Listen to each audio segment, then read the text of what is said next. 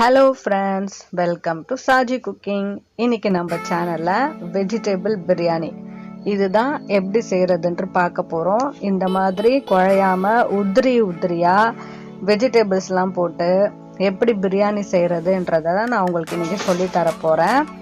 ஒரு அல்டிமேட்டான வெஜிடபிள் பிரியாணி இப்படி தான் இருக்கும். ரொம்ப டேஸ்டியான ஒரு துவையலோட எப்படி செய்யறதுன்னு பார்க்கலாம். இதுக்கு தேவையான இன்கிரீடியன்ட்ஸ் எல்லாமே உங்களுக்கு நான் இந்த பாக்ஸில் கொடுத்துருக்கேன், பார்த்துக்குங்க. நடுவில் வீடியோவில் கூட நான் என்னென்ன இன்கிரீடியன்ட்ஸ் போட்டிருக்கேன்றத உங்களுக்கு ஷோ ஆகும். கண்டிப்பாக நீங்கள் இதை தவறாமல் பாருங்கள். நமக்கு இப்போ basmati rice 1 kilo basmati rice எடுத்துக்கணும். இதை மெஷர்மெண்ட் கப்பு இதுதான். எனக்கு இந்த கப்பில் 3 கப்பு அரிசி இருந்தது. 3 கப்பு அரிசி தான் எனக்கு கரெக்டாக 1 கிலோ பாஸ்மதி ரைஸாக நான் எடுத்துக்கிட்டேன். இது பார்த்தீங்கன்னா கிலோ 100 ரூபாய் தான். இப்போ இதை நம்ம நல்லா வாஷ் பண்ணி நல்ல தண்ணி போட்டு ஒரு அரை மணி நேரத்துக்கு இதை நல்லா ஊற விட்டுறணும். இந்த மெஷர்மெண்ட் கப் ரொம்ப முக்கியம். இப்போ ஒரு அகன்ற பாத்திரமா எடுத்துக்குங்க. அப்போதான் சாப்பாடு நல்லா உதிரியா நம்மளுக்கு வரும். இந்த மாதிரி அகன்ற பாத்திரத்தை எடுத்து 150 ml grams gold winner oil நான் யூஸ் பண்ணியிருக்கேன். நீங்கள் உங்களுக்கு என்ன பிராண்டோட ஆயில் தேவைப்படுதோ அதை நீங்கள் எடுத்துக்கலாம். நான் 150 கிராம் ஆயிலை நான் இந்த பாத்திரத்தில் ஆட் பண்ணியிருக்கேன். ஸ்டவ்வை தயவு செய்து மீடியம் சிம்மில் வச்சுக்கோங்க. இப்போ பார்த்தீங்களா, இது ஸ்டார் அனீஸ் 2 போட்டிருக்கேன். அப்புறம் பார்த்தீங்கன்னா இது பிரியாணி இலை ஒரு 2, ஸ்டார் அனீஸ் 2, லவங்கம் இது ஒரு 4-5 இருக்குது, பட்டை இது மட்டும். இப்போ 1 கிலோக்கு இதுதான் கரெக்டான மெஷர்மெண்ட். எண்ணெய் நல்லா சூடாயிடுச்சு. இப்போது இதில் இந்த ஸ்டார் அனீஸ் இதெல்லாம் போட்டு நம்ம லைட்டாக அது வெடிக்கும் அந்த அளவுக்கு நம்ம ஃப்ரை பண்ணிக்கலாம். இது பார்த்து உஷாரா செய்யுங்க. இதுனா ரொம்ப வெடிக்கும் இது, அதனால பார்த்து உஷாரா இது போடும்போது உஷாரா இருங்க. இப்போ நான் பார்த்தீங்கன்னா வெங்காயம் 400 கிராம் வெங்காயம் இதை கட் பண்ணி எடுத்திருக்கேன். இதை கட் பண்ணி எடுத்து இதில் நம்ம ஆட் பண்ணிக்கலாம்.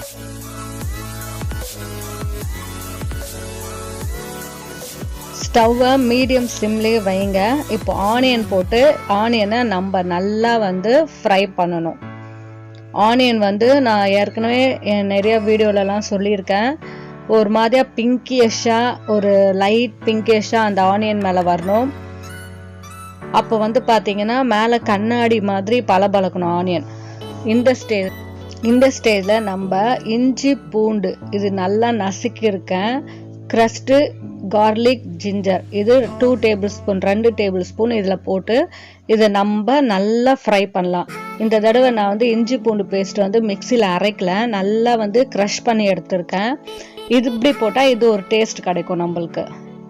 இந்த மாதிரி நல்லா சாட்டே பண்ணணும். நல்லா இதை மிக்ஸ் பண்ணணும். வெங்காயம் இஞ்சி பூண்டு நம்ம நசுக்கி போட்டதை நல்லா நம்ம வதக்கிட்டு நம்ம காரத்துக்கு ஏற்ற மாதிரி இப்போ இதில் நான் ஒரு 5 பச்சை மிளகா கிரீன் சில்லிஸ் 5 சேர்த்துக்கிறேன். நீங்கள் காரம் அதிகமாக விரும்பி சாப்பிட்றவங்க நீங்கள் பச்சை மிளகா 6-7-8 பச்சை மிளகா கூட நீங்கள் சேர்த்துடலாம். இப்போ நான் பார்த்தீங்கன்னா இதில் நம்ம போட்டிருக்கோம் இல்லையா அந்த ஸ்டார் அனீஸ், அதையும் அந்த பிரியாணி இலையும் எடுத்துடலாம். இதோட அந்த ஜூஸ் இதில் ஃபுல்லாக இறங்கிட்டு இருக்கோம். அதனால இந்த ஸ்டேஜில் அதை நம்ம ரிமூவ் பண்ணி எடுத்துடலாம்.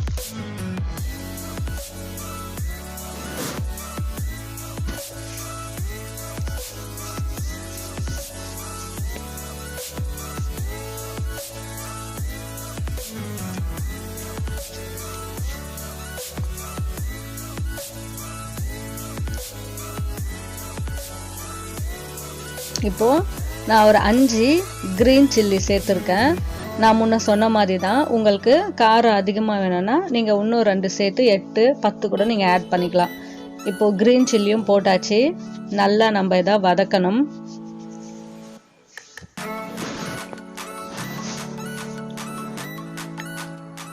நெக்ஸ்ட்டு நம்ம 200 கிராம் தக்காளி இதை நல்லா கட் பண்ணி சேர்க்கணும். 1 கிலோவுக்கு 200 கிராம் தக்காளி போதும்.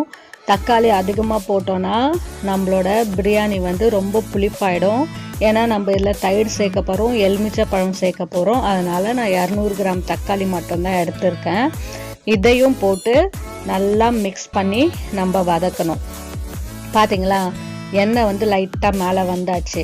அதனால் இப்படியே தான் இதில் நல்லா வதக்கணும். பிரியாணி சாப்பிட்றது பெருசு இல்லைங்க, டேஸ்ட்டாக. இதை பொறுமையாக செஞ்சிங்கன்னா நம்ம அருமையாக டேஸ்ட்டாக பிரியாணி சாப்பிட்லாம்.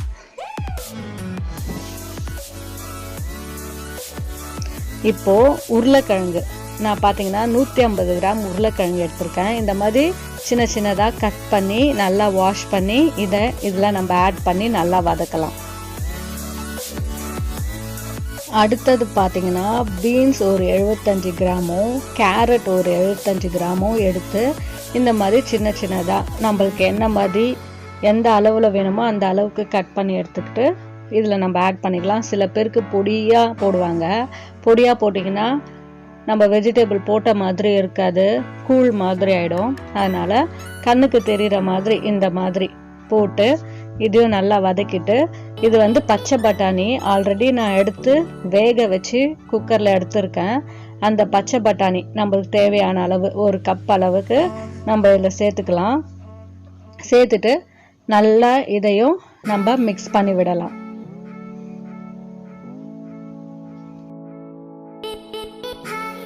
இது பார்த்தீங்கன்னா மீல் மேக்கர். பெரிய பெரிய மீல் மேக்கராக வாங்காதீங்க. இந்த மாதிரி சின்ன சின்ன மீல் மேக்கராக வாங்கி நல்லா வாஷ் பண்ணி ஒரு 10 நிமிஷம் ஊற வச்சு எடுத்தால் போதும். நல்லா சாஃப்டாக நம்மளுக்கு வந்துடும். அந்த மீல் மேக்கரையும் நம்ம இதில் போட்டுடலாம். போட்டு நல்லா கலரி விடுங்க. அப்புறம் 1 ஸ்பூன் மிளகாய்த்தூள், 1 ஸ்பூன் மஞ்சள் தூள் போதும். ஏற்கனவே நம்ம பச்சை மிளகா போட்டிருக்கோம். அதனால் 1 ஸ்பூன் போட்டால் போதும், இல்லாட்டி காரம் அதிகமாகிடும்.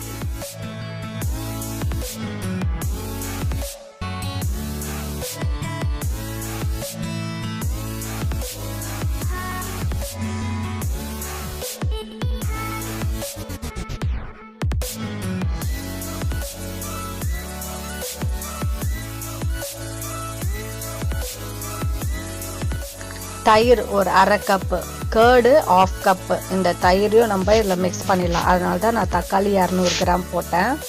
தயிர் வந்து ரொம்ப புளிக்கக்கூடாது, ஃப்ரெஷ் தயிர் போடுங்க, அப்போ தான் நல்லாயிருக்கும்.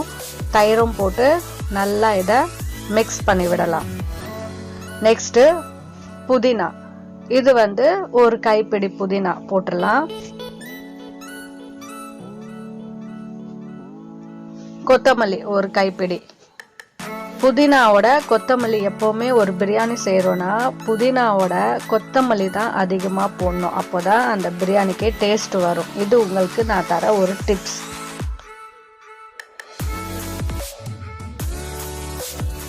இந்த வெஜிடபிள்ஸ்க்கு தேவையான உப்பை நம்ம ஆட் பண்ணுறோம். இந்த வெஜிடபிள்ஸ்க்கு தேவையான உப்பை மட்டும்தான் இப்போ நம்ம ஆட் பண்ணுறோம். நல்லா 1 ஸ்பூன் உப்பை போட்டு இதை நல்லா மிக்ஸ் பண்ணி விடுங்க. சிம்மில் வச்சுக்கோங்க, அப்போதான் நம்மளுக்கு வந்து அடி பிடிக்காது. சிம்மில் வச்சே செய்யுங்க.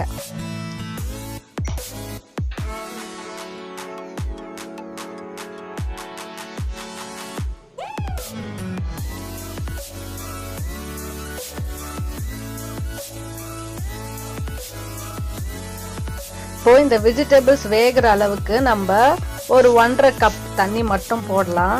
ஏன்னா இந்த வெஜிடபிள்ஸ் வெந்தாதான் பிரியாணி நல்லா இருக்கும். அதுக்காக ஒரு 1.5 கப் தண்ணி மட்டும், இந்த வெஜிடபிள்ஸ் வேகிறதுக்கான தண்ணியை மட்டும்தான் இப்போ நம்ம இதில் சேர்க்க போகிறோம். சேர்த்துட்டு உப்பு இந்த வெஜிடபிள்ஸ்க்கு கரெக்டாக இருக்கான்னு செக் பண்ணிக்கோங்க. கம்மியாக இருந்தால் ஆட் பண்ணிக்கோங்க.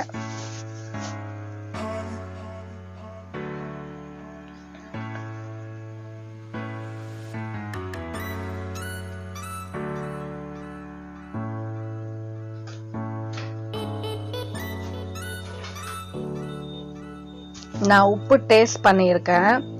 எனக்கு உப்பு எனக்கு கரெக்டாக இருக்குது. இப்போ தட்டு போட்டு மூடிடலாம்.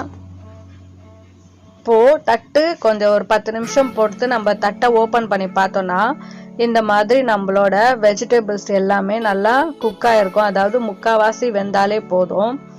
இந்த மாதிரி வெந்த பிறகு நம்ம இப்போ இதில் இதுதான் முக்கியமான ஸ்டேஜு. நம்ம இப்போ இதில் வந்து தண்ணி விட்டு நல்லா பாயில் பண்ண போகிறோம்.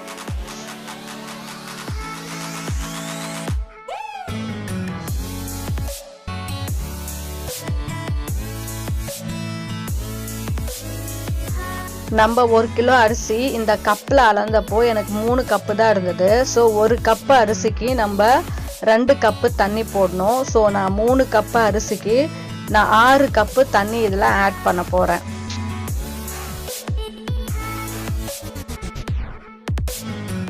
நம்ம பிரியாணி குழையாமல் இருக்கணும்னா இந்த தண்ணி ஆட் பண்ணுறது தான் ரொம்ப முக்கியம். அதனால தான் நான் வந்து 1 கப் அரிசிக்கு 2 கப்பு தண்ணி சேர்க்கணும்னு சொன்னது. வெஜிடபிள் பிரியாணிக்கு இந்த மாதிரி இருக்கும். இதே வந்து நம்ம சிக்கன் பிரியாணிலாம் செய்கிறோன்னா தண்ணி அளந்து போடுறது டிஃப்ரென்ஸ் வேறு மாதிரியாக இருக்கும். நான் ஒரு நாளைக்கு உங்களுக்கு சிக்கன் பிரியாணி எப்படி செய்யணும்னு செஞ்சு காமிக்கிறேன். இப்போ வந்து 6 கப் தண்ணி கரெக்டாக போட்டால் தான் நம்மளுக்கு வந்து சாப்பாடு வந்து உதிரியாக நம்மளுக்கு வரும். இல்லாட்டி கொஞ்சம் கூட தண்ணி எக்ஸ்ட்ரா வந்தால் குழஞ்சிடும். அதனால தான் தண்ணி ஆட் பண்ணுறது ரொம்ப ரொம்ப இம்பார்ட்டண்ட்.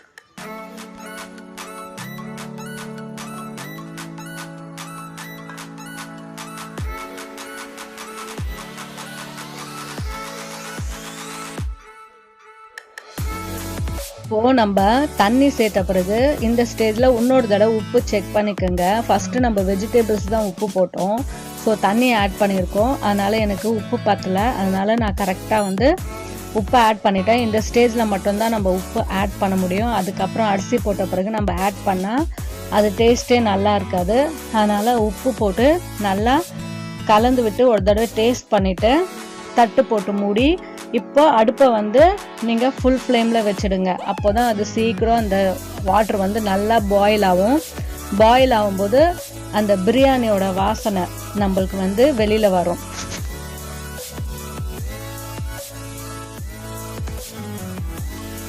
நம்ம அரிசி ஊற வச்சுருக்கோம் இல்லையா, அதை வந்து இந்த மாதிரி ஒரு தட்டு போட்டு தண்ணி இல்லாமல் ஃபஸ்ட்டு வடிச்சிக்கணும். இதுவும் ஒரு முக்கியமான ஸ்டெப்பு தான். நம்ம அரிசி தண்ணி நல்லா ஃபில்டர் பண்ணிட்டு தான் அந்த அரிசியை நம்ம உதிரியாக தான் நம்ம அந்த பாயில் ஆகிற அந்த அக்னின்னு ஒன்றாங்க அதில் நம்ம ஆட் பண்ணோம் அரிசி. அதனால் கண்டிப்பாக தண்ணி இல்லாமல் நம்ம அரிசியை வடிகட்டிக்கணும். இது ரொம்ப ரொம்ப இதுவும் ஒரு முக்கியமான பிரியாணி செய்கிற விஷயத்தில் இதுவும் ஒன்று.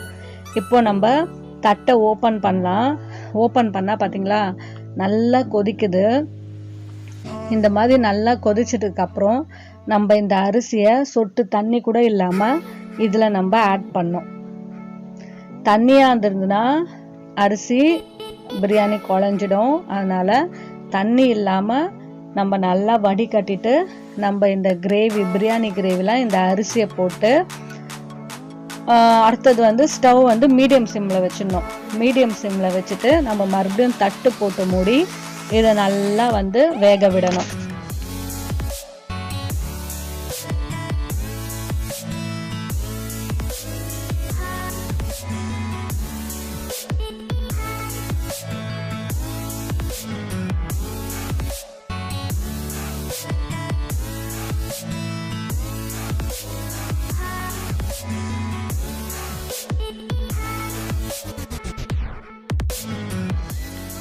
ஒரு 20 நிமிஷம் பொறுத்து நம்ம ஓப்பன் பண்ணி பார்த்தோன்னா இதை பாருங்கள், அரிசி நல்லா உதிரியாக இருக்குது. இன்னும் இதில் வந்து லைட்டாக வந்து தண்ணி இருக்குது. ஸோ இப்போ அடுத்த ஸ்டேஜ் நம்ம என்ன பண்ண போகிறோன்னா தம் கொடுக்க போகிறோம். இந்த ஸ்டேஜில் ஸ்டவ்வை சிம்மில் வச்சுட்டு நம்ம எப்படி தம் உங்களுக்கு கொடுக்குறதுன்னு நான் காமிக்கிறேன். பாருங்கள், அரிசி வெந்திருக்கான்னு பார்த்துக்குங்க. நல்லா உதிரியாக இருக்குது, வெந்திருக்கு. ஸோ இந்த டைமில் நம்ம ஸ்டவ்வை சிம்மில் வச்சுட்டு நம்ம இதை தம்க்கு கொடுக்க வேண்டியது தான். இப்போ மேலே தட்டு போட்டு மூடிட்டு அதுக்கு மேலே வெயிட்டாக ஒரு பாத்திரத்தில் தண்ணி வச்சு மூடிடுங்க. அப்போ தான் சைடில் இருக்க அனல்லாம் போகாது. இப்போ நம்ம மறுபடியும் ஓப்பன் பண்ணி பார்க்கலாம். இப்போ இந்த ஸ்டேஜில் நம்ம ஒரு எலுமிச்சப்பழம் ஜூஸ் எடுத்து அதில் ரெட் கலர் சேர்த்துருக்கோம். அதை மேலோட்டமாக போட்டுட்டு மறுபடியும் தட்டு போட்டு மூடி மேலே ஒரு வெயிட்டான தண்ணி பாத்திரத்தை வச்சுருங்க. ஏன்னா சைடில் இருக்க ஆவிலாம் வெளியில் போகாமல் இருக்க தான் இது. இந்த மாதிரி வச்சுடுங்க. அடுத்தது ஒரு 5 நிமிஷம் பொறுத்து நீங்கள் தட்டை ரிமூவ் பண்ணி பார்த்தீங்கன்னா சாதம் நல்லா வெந்திருக்கும். இந்த மாதிரி லைட்டாக எடுத்து மேலோட்டமாக கலருங்க. ஒரேடியாக போட்டு கலரிடாதீங்க, அரிசி வந்து உடஞ்சிடும். அதனால் இந்த மாதிரி மேலோட்டமாக கலந்து விடுங்க.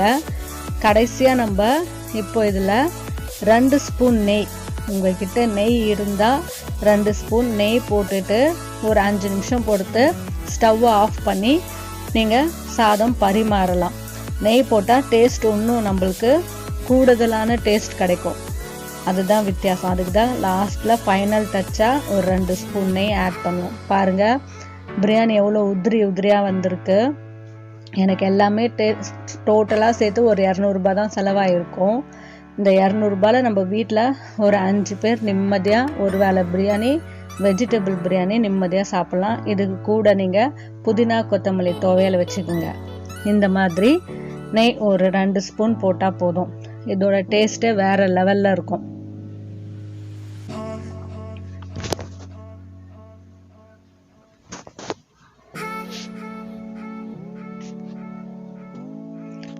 நெய் போட்டு தட்டு போட்டு மூடிட்டு ஒரு 5 நிமிஷம் பொறுத்து நீங்கள் எடுத்து பரிமாறலாம். டேஸ்டியான நம்மளுக்கு வெஜ் பிரியாணி ரெடியாக இருக்குது. ஃப்ரெண்ட்ஸ், இந்த வீடியோவை நீங்கள் எல்லோரும் வீட்டில் பாருங்கள், வீட்டில் கண்டிப்பாக செய்யுங்க. ஒரு சில என்னோட சப்ஸ்கிரைபர்ஸ் வந்து இந்த மாதிரி வெஜிடபிள் புலாவ், வெஜிடபிள் பிரியாணி செய்யுங்க சொன்னனால தான், அவங்களுக்காக தான் நான் இதை செஞ்சுருக்கேன். நீங்களும் இதை வீட்டில் செஞ்சு பாருங்கள். செஞ்சு பார்த்து இதே மெத்தடில் செய்யுங்க. உங்களுக்கும் சூப்பரான உதிரியான வெஜிடபிள் பிரியாணி கிடைக்கும். நல்ல சுவையான சூடான வெஜிடபிள் பிரியாணி வீட்டில் செஞ்சு எனக்கு கமெண்ட்ஸ் பண்ணுங்கள் எப்படி இருந்ததுன்னு சொல்லி. உங்கள் கமெண்ட்ஸ்க்காக கண்டிப்பாக நான் காத்திருப்பேன். இந்த வீடியோவை நீங்கள் நிறைய பேருக்கு வந்து ஷேர் பண்ணுங்கள், லைக் பண்ணுங்கள். மறக்காமல் என் சேனலை சப்ஸ்கிரைப் பண்ணுங்கள். என்னோட சாஜி குக்கிங் சேனலை லைக் பண்ணுங்கள், சப்ஸ்கிரைப் பண்ணுங்கள். மறக்காமல் பக்கத்தில் இருக்க பெல் ஐக்கானையும். இந்த வீடியோ பார்த்ததுக்கு ரொம்ப நன்றி. ஹெல்த்தியாக இருங்க, ஆரோக்கியமாக சாப்பிடுங்க. சாஜி குக்கிங்கோட எப்போவுமே இணைஞ்சிருங்க. வணக்கம்.